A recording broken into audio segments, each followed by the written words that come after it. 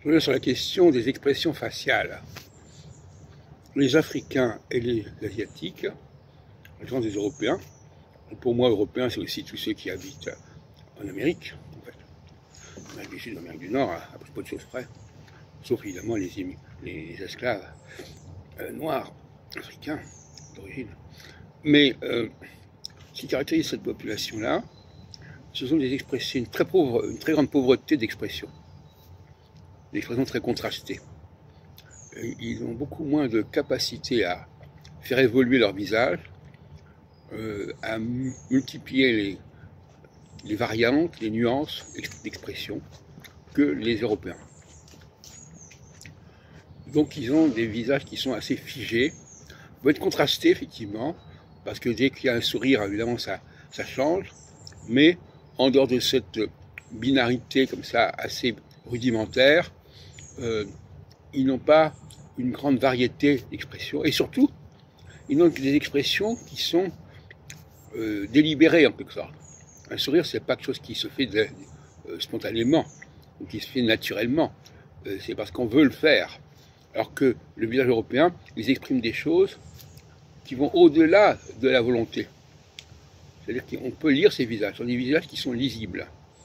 Ils sont pas, c'est des visages qui se donnent à voir, mais qui ne sont pas délibérément dans un sens ou dans un autre. Du moins de manière beaucoup plus subtile. Et ce qui est intéressant, c'est de penser que les langues aussi des gens qui vivent dans ces régions, dans ces conditions, les langues peuvent être également marquées par un manque de subtilité et par quelque chose de très contrasté. La notion de contraste est à la fois une notion qui peut paraître positive parce qu'au moins on sait où on en est, c'est A ou B, mais en même temps c'est extrêmement pauvre comme formule d'expression.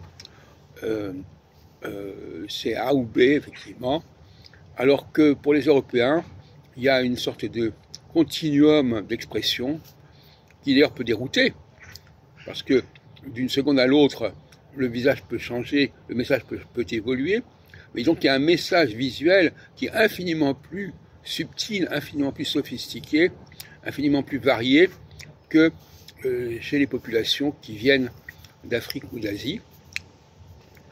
Et ça se voit d'ailleurs notamment au niveau de la forme du nez. Les nez asiatiques sont très frustres, sont très tronqués, je dirais presque, par rapport au nez occidental. Et l'autre jour, je faisais une réflexion dans un café Fiumiato, je disais que ce qu'on appelle le nez crochu, qui est souvent attribué aux juifs, non, le nez crochu, c'est le nez européen, en opposition au nez épaté, qui est le nez de ces populations dont je viens de parler.